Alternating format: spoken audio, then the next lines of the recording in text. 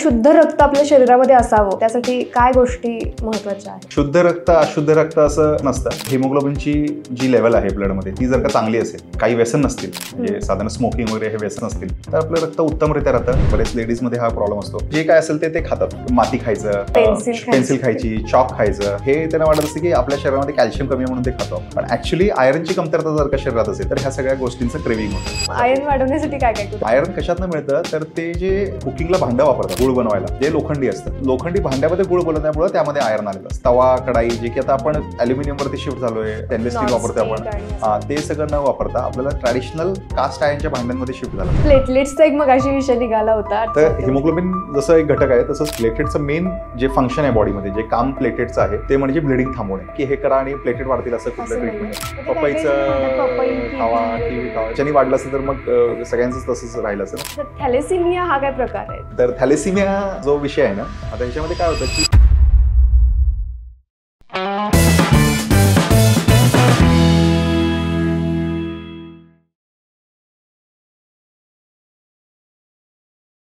Hello, welcome to The Healthy Show. This is Harshada and today we have with us Dr. Sandeep Nemani sir. नमस्कार sir, welcome to this show. पश्चिम महाराष्ट्रातील पहिले haematologist आणि bone marrow transplant ही treatment देणारे सुद्धा पहिले हेमॅटॉलॉजिस्ट असं म्हणता येतील. तर नक्कीच तुमच्या ह्या प्रवासाबद्दल आम्हाला ऐकायला आवडेल. काय आहेत हे हेमॅटॉलॉजिस्ट, काय काम करतात? तर हेमॅटॉलॉजिस्ट ही एक स्पेशालिटी आहे जी की ब्लड ह्या ऑर्गनशी डील करते.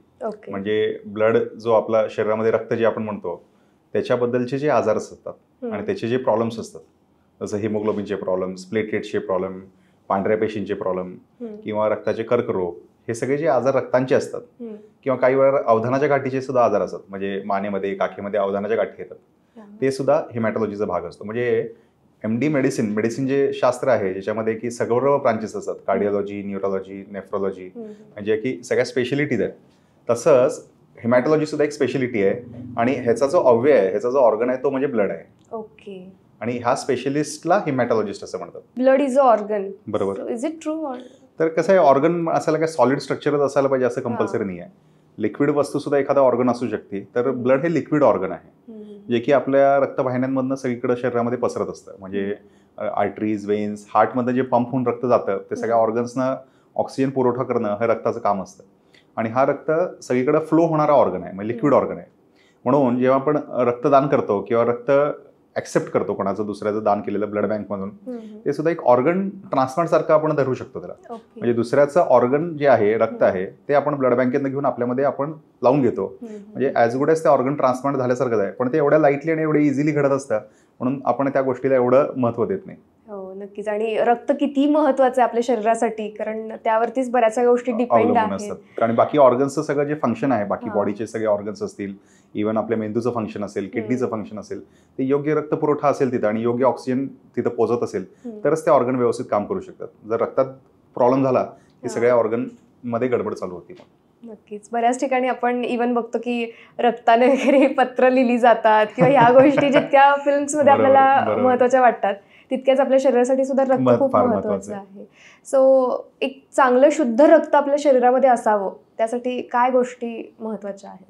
आता शुद्ध रक्त अशुद्ध रक्त असं हे थोडंसं कसं आहे की एक बोलीभाषेतली कन्सेप्ट झाली. शुद्ध अशुद्ध रक्त असं नसतं. फक्त एवढंच असतं की जर समजा एखाद्या माणसाचं किडनी फंक्शन नॉर्मल असेल आणि ब्लडमध्ये क्रिएटिनिन, युरिया ह्या लेवल ज्या असतात, ज्या की किडनीमधून आपल्या बाहेर पडत असतात लघवी वाटे, त्यावेळेच्या वेळी स्वच्छ होत असेल तर रक्तात ती जे क्षार साचतं किंवा जे युरिया वगैरे साचतं ते कमी राहतं. त्याचबरोबर हिमोग्लोबिनची जी लेवल आहे ब्लडमध्ये ती जर का चांगली असेल आणि एक काही व्यसन नसतील, म्हणजे साधारण स्मोकिंग वगैरे हे व्यसन्स नसतील, तर आपलं रक्त उत्तमरित्या राहतं. आणि त्याबरोबर चांगलं डाएट, व्यवस्थित फळ, पालेभाज्या, हायड्रेशन मेंटेन करणे, भरपूर पाणी पिणे, उन्हाळ्यामध्ये खास करून जास्त पाणी आणि लिक्विडचं प्रमाण जास्त घेणे, आणि त्याबरोबर योग्य एक्सरसाइज, हेवी एक्झर्शन नाही तरी पण ॲटलिस्ट 30 ते 45 मिनिटं डेली एक्सरसाइज जर का असेल तर हिमोग्लोबिन तयार होण्याकरता आणि ब्लड नॉर्मल राहण्याकरता ह्या सगळ्या गोष्टी स्टिम्युलेट करतात.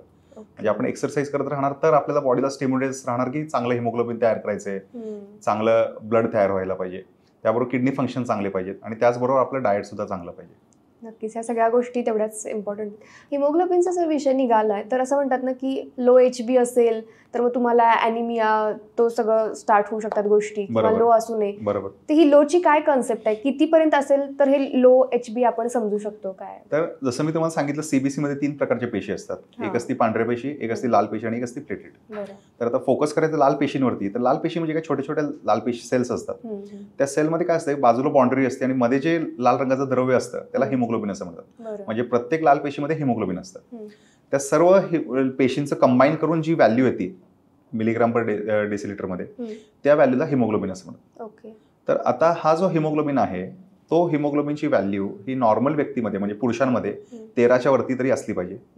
स्त्रियांमध्ये त्याची व्हॅल्यू 12च्या वरती असली पाहिजे आणि प्रेग्नंट स्त्रियांमध्ये 11च्या वरती असली पाहिजे.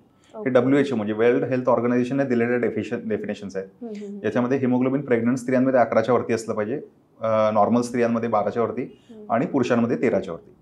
ह्याच्या खाली जर का हिमोग्लोबिन असेल तर त्याला अनिमिया असं म्हटलं जातं. अनिमिया म्हणजे पांडुरोग सुद्धा म्हणतात किंवा हिमोग्लोबिनची कमतरता. तर हे एक कॉमन प्रॉब्लेम आहे इंडियामध्ये.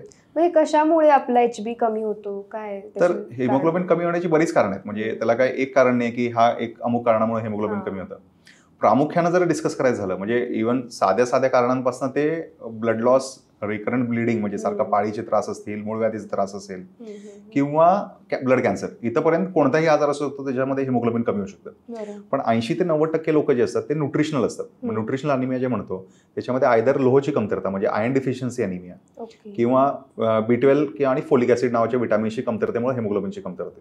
त्यात सुद्धा सगळ्यात मेन कारण म्हटलं तर आयर्न डिफिशियन्सी अनिमिया. आणि आयर्न डिफिशियन्सी अनिमिया जी होती म्हणजे लोहाची कमतरता जी होती ती होती युजली ब्लड लॉसमुळे. म्हणजे आपल्याला जाणवत नाही की आपलं हिमोग्लोबिन कमी आहे, आपण डाएट व्यवस्थित घेत नाही असं वाटत राहतं आपल्याला. पण ऍक्च्युली लक्ष दिलं पाहिजे की आपल्याला कुठून ब्लड लॉस आहे का.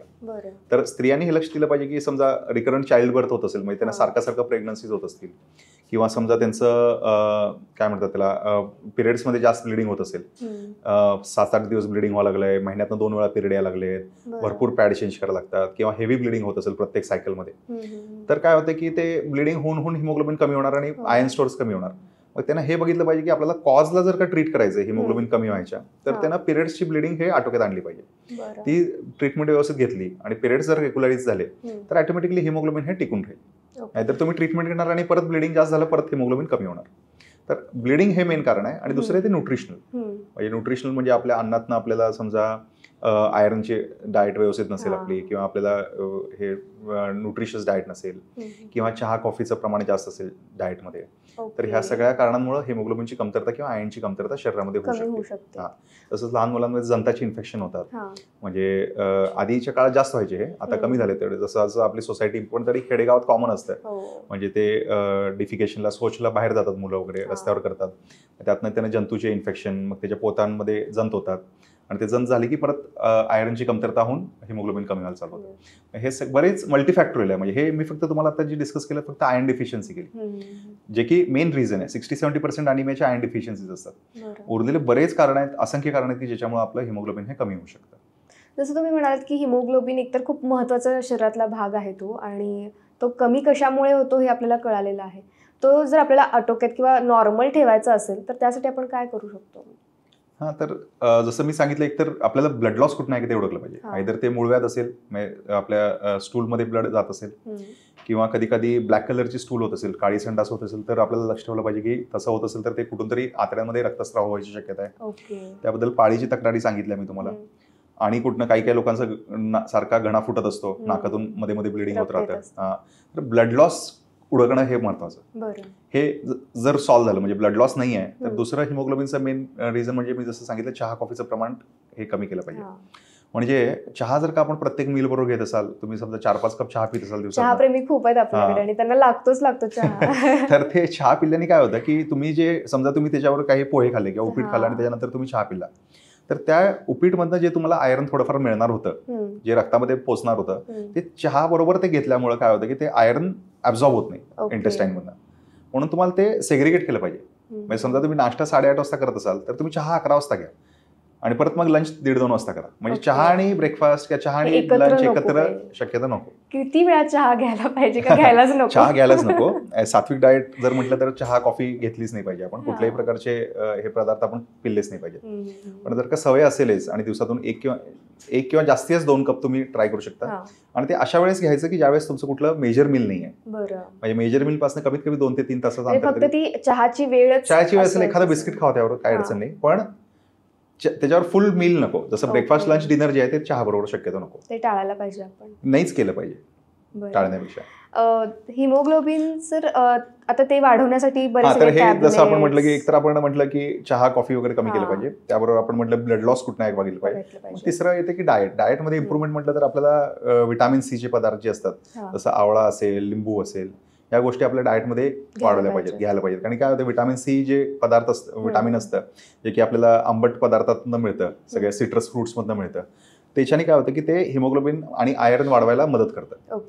म्हणजे ते बाइंडिंगला जसं चहा अगेन्स्ट काम करतं तसं व्हिटॅमिन सी पॉझिटिव्ह काम करतं. हिमोग्लोबिन आणि आयर्न डाएटमध्ये आहारामध्ये व्हिटॅमिन सीचं प्रमाण जास्त आहे. लिंबूचं प्रमाण असेल किंवा आवळा असेल, या प्रकारच्या गोष्टी आपण डाएटमध्ये इन्कॉर्पोरेट केल्या पाहिजेत. असं म्हणतात की व्हिटॅमिन सी म्हणजे जसे आंबट थोडेसे पदार्थ आपण म्हणू शकतो, तर ते घेतल्यामुळे पित्ताचा त्रास वाढतो असं काही गैरसमज आहे? असं गैरसमज आहे. पित्ताचा त्रास त्याच्यामुळे नाही, चहा पिल्याने पित्ताचा त्रास वाढतो. ओके, त्यामुळे चहाच घेतलेला शक्यतो जेवढा होता तेवढा अवॉइड केला पाहिजे.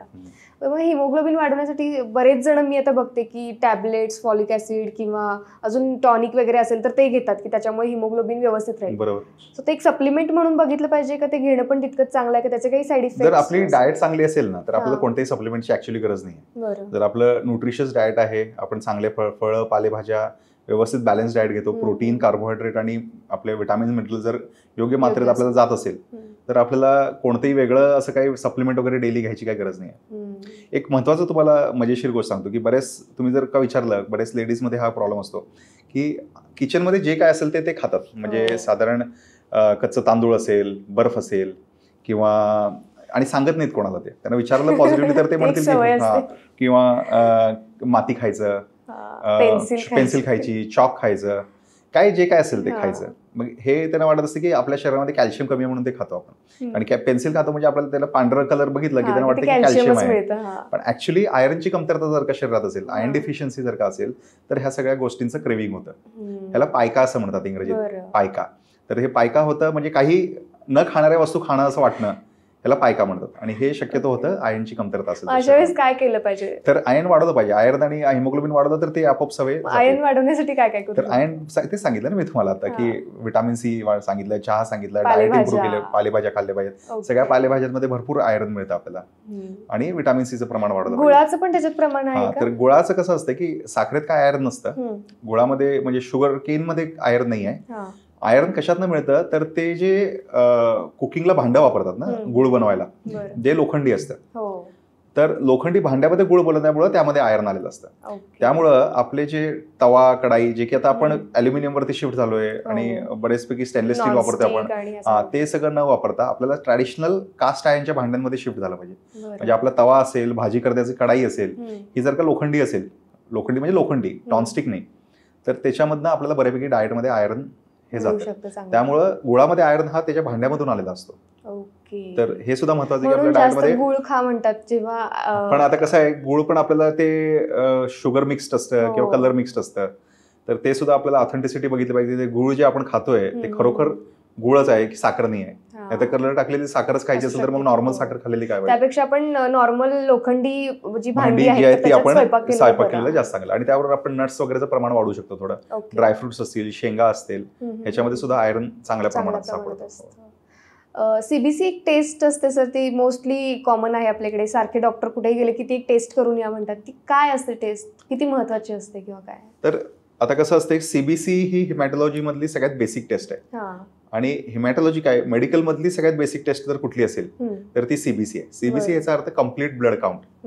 तर कम्प्लीट ब्लड काउंट म्हणजे काय की तुमच्या ज्या 3 प्रकारच्या पेशी मी तुम्हाला सांगितले, लाल पेशी, पांढऱ्या पेशी आणि प्लेटलेट, ह्या बॉडीमध्ये किती प्रमाणात आहेत, त्या कशा आहेत आणि त्या चांगल्या आहेत की वाईट आहेत, हे सगळी माहिती आपल्याला सीबीसी वरून मिळते. कोणतीही शस्त्रक्रिया करायची असेल, कोणतीही ट्रीटमेंट घ्यायची असेल, व्हायरल इन्फेक्शन झालं असेल, ताप जात नसेल किंवा ब्लडचे आजार असतील, पहिली टेस्ट जी जर डॉक्टर कुठली प्रिस्क्राईब करत असेल, जर ब्लड टेस्ट करायची वेळ आली तर ती सीबीसी करून मग पुढच्या टेस्टिंग वरती जातात.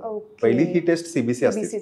आता सीबीसीचं जे महत्व आहे ते कसं असतं की त्यासाठी आता टेक्नॉलॉजी एवढी वाढत गेली. आधीच्या काळात 20-30 वर्ष आधी सीबीसी पूर्णपणे मॅन्युअली व्हायचं.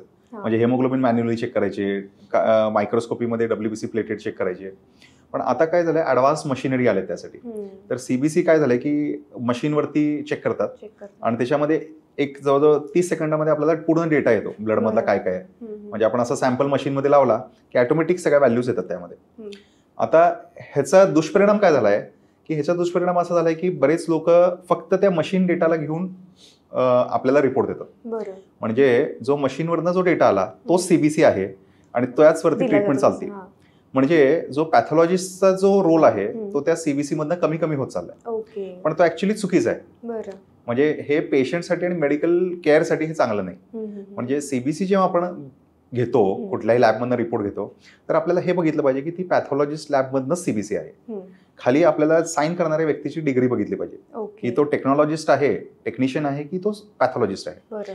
तर एमडी पॅथॉलॉजी असलेला माणूस जर का तो सीबीसी साईन करत असेल आणि त्यामध्ये एक दुसरा एक रिपोर्ट असतो तो म्हणजे पेरिफेरल स्मिअरचा. म्हणजे जसं सीबीसी मध्ये हिमोग्लोबिन डब्ल्यूसी प्लेटेड मशीननं दिलं, त्याच्यानंतर खाली 2-3 ओळी पॅथॉलॉजिस्टनं लिहिलेल्या असतात हाताने, म्हणजे टाईप केलेले असतात ऑफकोर्स.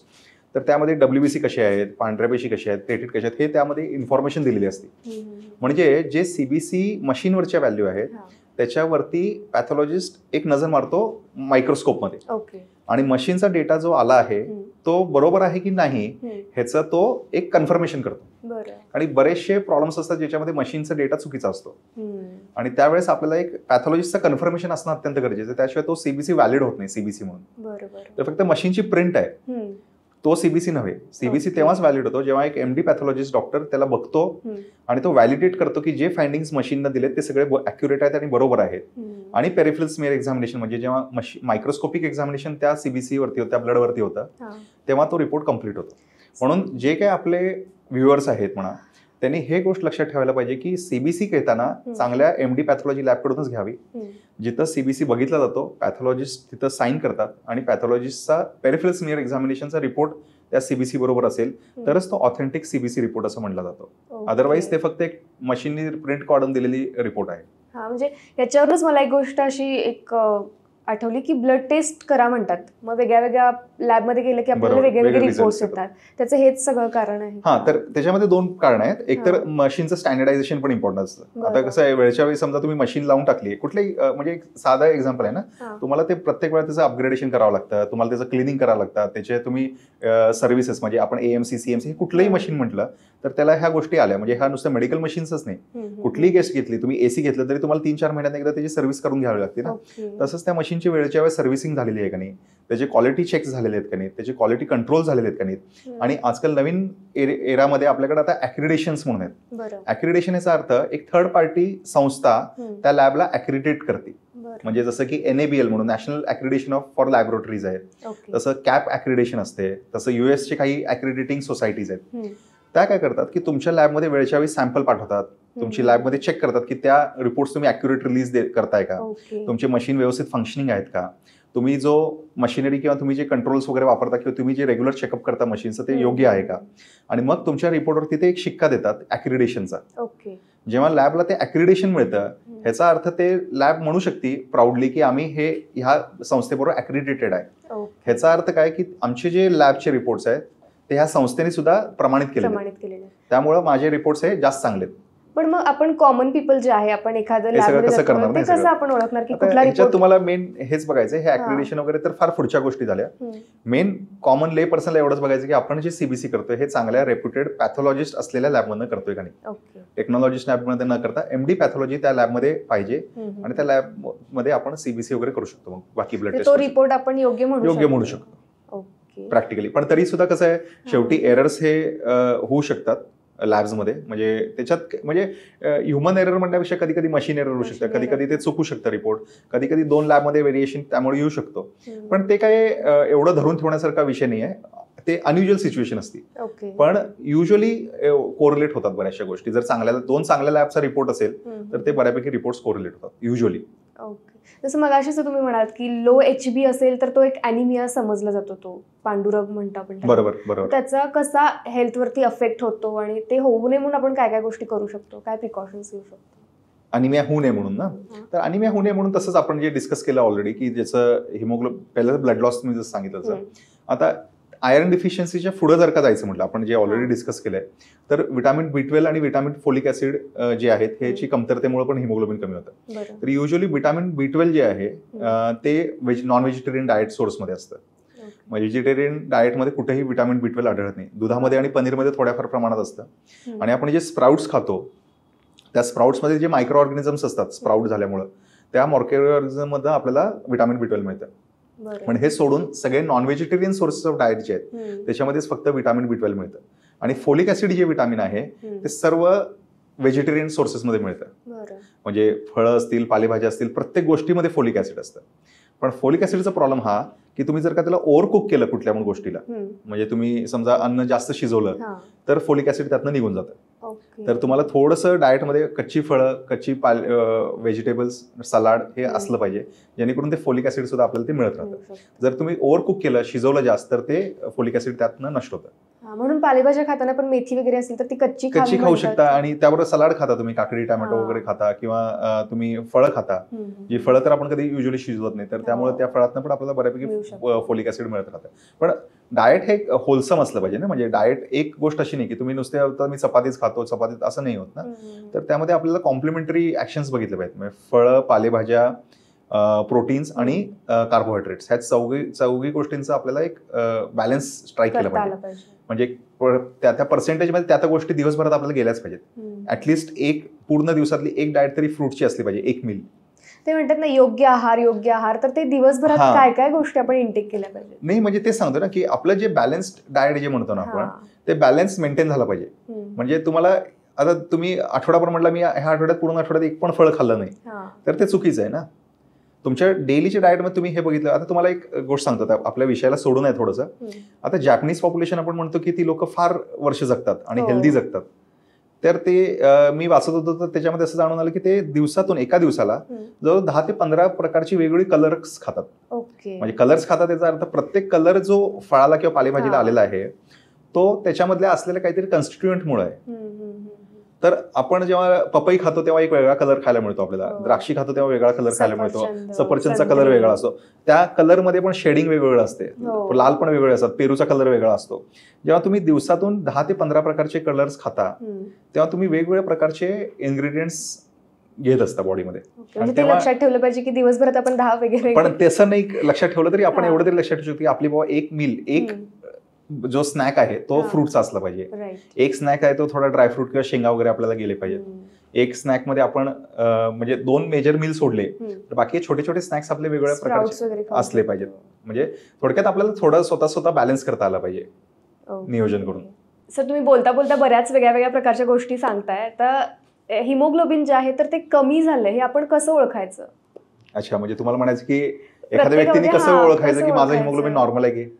तर सिंपल आहे की तुम्ही जाऊन टेस्ट करा मध्ये, की त्याच्यावर कळेल तुमचं हिमोग्लोबिन किती आहे. ते एक तो विनोदाचा विषय होता. पण तुम्हाला सिम्पटम्स जर का सांगायचे झाले, म्हणजे काय जाणवेल तुम्हाला हिमोग्लोबिन कमी झालं तर तुमची कार्यक्षमता कमी झालेली जाणवेल सगळ्यात पहिला. तर म्हणजे तुम्ही समजा 2 मजले इझिली चढू शकत होता आधी, तर तुम्हाला एक 10 पायऱ्या चढला की तुम्हाला असं वाटेल थांबावं जरा, किंवा धाप लागल्यासारखं वाटेल, थकवा येईल, किंवा तुम्हाला असं होईल की थोडं चालल्यावर तुम्हाला पाल्पिटेशन होईल, म्हणजे छातीत धडधड व्हायला चालू होईल, किंवा बसावं असं वाटेल, थोडं इरिटेशन होते. स्त्रियांमध्ये बघितलं जाते मुलांवर उगाच चिडत असतात, उगाच रागाराग करत असतात, थोडं थोडं किचन मध्ये काम केलं की त्यांना असं झोपावं असं वाटतं, जाऊन 1 तास 2 तास काम केलं की असं वाटतं की जाऊन झोपावं. तर थोडक्यात म्हणजे कार्यक्षमता कमी होण्याचे जे काही सिम्पटम्स असतात ते सगळे हिमोग्लोबिन कमी होण्यामुळे वाटू शकतात. आता हिमोग्लोबिन जे कमी होतं ना त्याची व्हॅल्यू किती कमी होते त्याच्यावरती सिम्पटम्स आधार येतात. समजा एखाद्या व्यक्तीचं हिमोग्लोबिन 12-13 असेल, जरी ते 13च्या खाली आहे पण ते 10च्या पुढे असेल तर त्याला फारसे सिम्पटम्स जाणवणार नाही. पण जसं जसं हिमोग्लोबिन त्याच्यापेक्षा कमी होत जाईल तर त्याला सिम्पटम्स जाणवायला लागतात. बरं, मग आता जेव्हा आपण जर ब्लड टेस्ट केली आणि त्याच्यामध्ये हिमोग्लोबिन कमी आढळलं तर असं म्हणतात की एवढं काय आता 9-10 तर हिमोग्लोबिन आहे, काय आता होणार? तर कसं असते माहितीये का की त्यात एक मजेशीर गोष्ट असते की तुमचं हिमोग्लोबिन किती दिवसांमध्ये कमी झालं ना त्याच्यावरती त्याचे सिम्पटम्स ठरतात. म्हणजे आम्ही आता बऱ्याच वेळा क्लिनिकमध्ये बघतो ना की एखादा व्यक्ती 3 हिमोग्लोबिन असतं त्याचं टेस्ट केल्यावरती, पण तो चांगला जिना वगैरे चढून व्यवस्थित ओपीडीला येतो, बसतो, वेटिंगमध्ये 4-5 तास बसलेला असतो, आत येतो, सांगतो डॉक्टर हिमोग्लोबिन कमी आहे म्हणून पाठवलंय, 3 हिमोग्लोबिन असतं, काही एवढं त्रास नसतं, छातीत धडधड नाही, काही नाही, थोडा अशक्तपणा असतो पण ठीक आहे, त्याला मॅनेजेबल असतं ते. आणि एखाद दुसरा व्यक्ती हिमोग्लोबिन 7 हिमोग्लोबिनचा येतो पण तो धापा टाकत येतो एकदम जोरात, त्याला ऑक्सिजन कमी झालेला असतं, त्रास जाणवत असतो. आता तुम्ही म्हणाल की 7 हिमोग्लोबिन वाला जो की यंग पेशंट आहे त्याला त्रास जास्त होतोय आणि हा ओल्ड पेशंट आहे आणि त्याला हिमोग्लोबिन 3 झाले तरी त्याला एवढा त्रास होत नाहीये. तर हे दोन फरक कसं काय ना, ते लो व्हॅल्यूज मध्ये आणि एज कमी जास्त असून सुद्धा.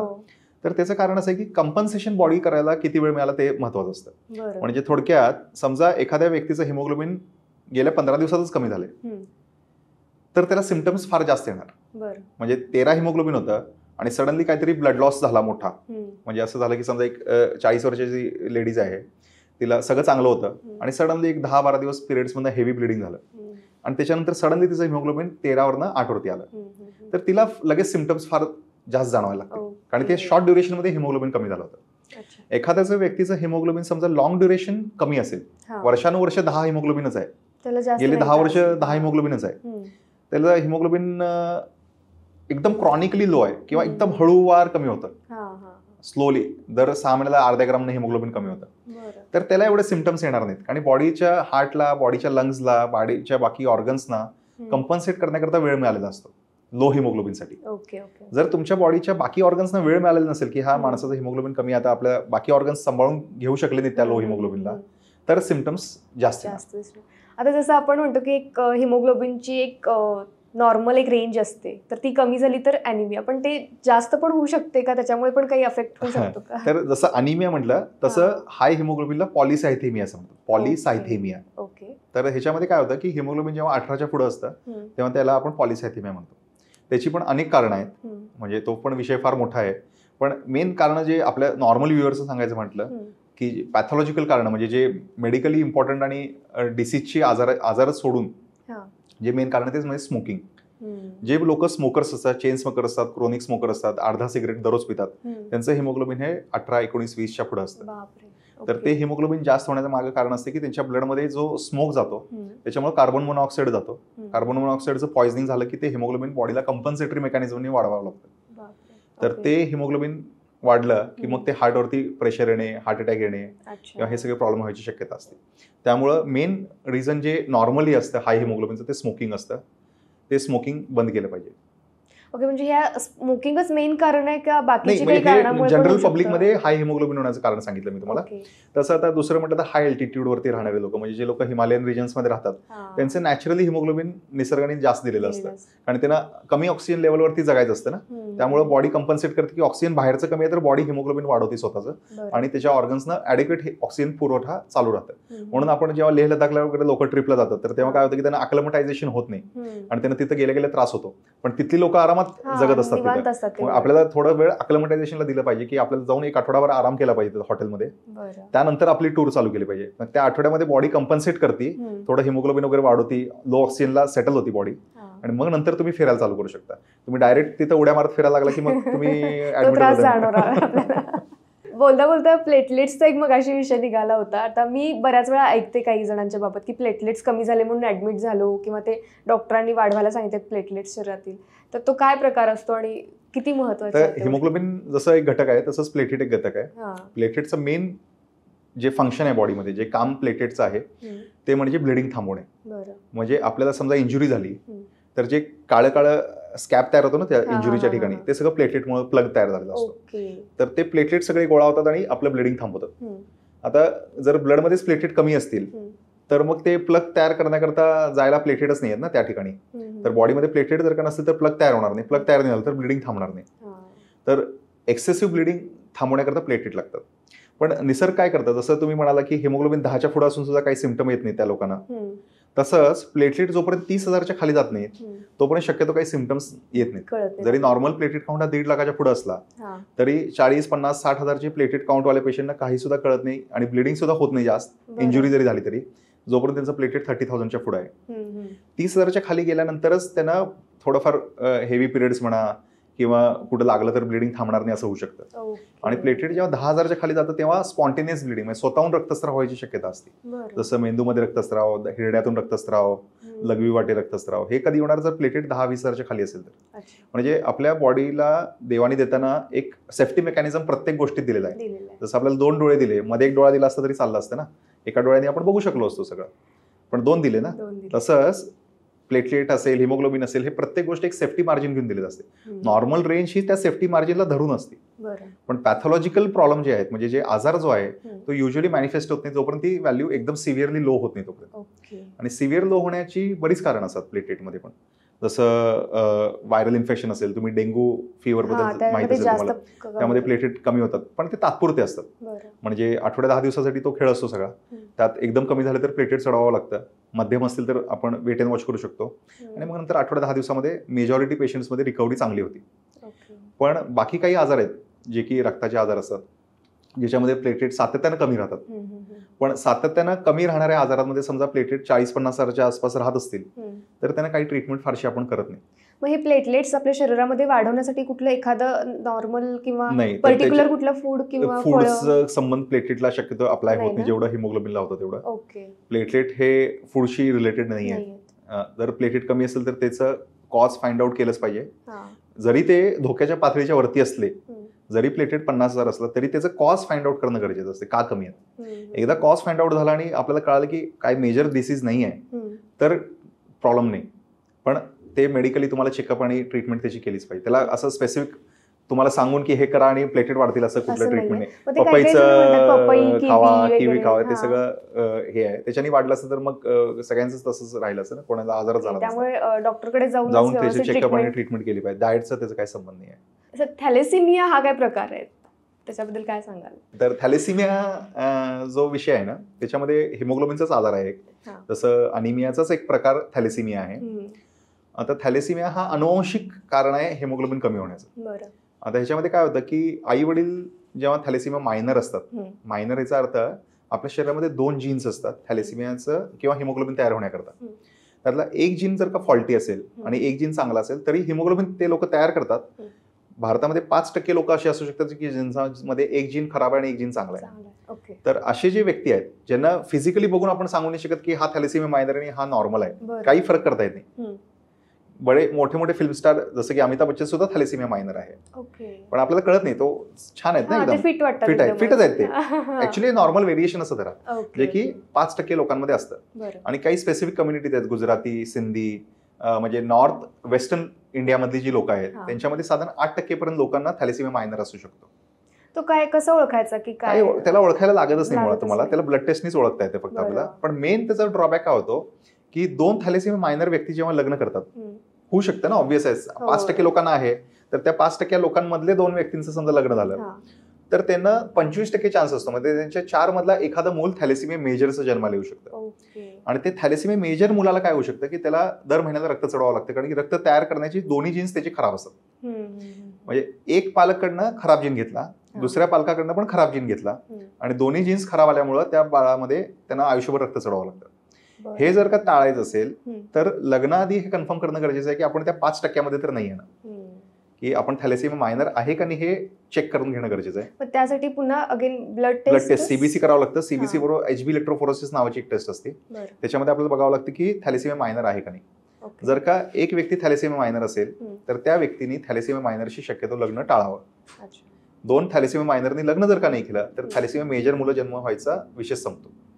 समजा चुकून लग्न केलंच, असं असेल की सिच्युएशन की थॅलेसिमिया मेजर टेस्ट करता आली नाही किंवा लग्नानंतर कळाला, तर लग्न जस्ट नुकतंच झालं आणि दोघांनी ब्लड टेस्ट केले आणि कळालं की थॅलेसिमिया मायनर आहेत दोघं, तर मग प्रत्येक प्रेग्नन्सीच्या वेळेस 3 महिन्याचा जेव्हा गर्भ असतं तेव्हा तपास करता येतो त्याचा गर्भाचा. आणि ते तपास करून आपण बघू शकतो की होणारं जे बाळ आहे ते थॅलेसिमिया मेजर आहे की नॉर्मल आहे की मायनर आहे. जर का ते मेजर असेल तर आपण त्यांना अबॉर्शन सजेस्ट करू शकतो. पण हे करायचं नसेल हा सगळा प्रकार तर बेस्ट पैकी लग्नाआधीच करून 2 थॅलेसिमिया मायनर लोकांनी लग्न नाही करायचं, म्हणजे थॅलेसिमिया मेजर पुढे प्रोजेनीमध्ये होईल याचं आपण चान्सेस कमीत कमी करू शकतो.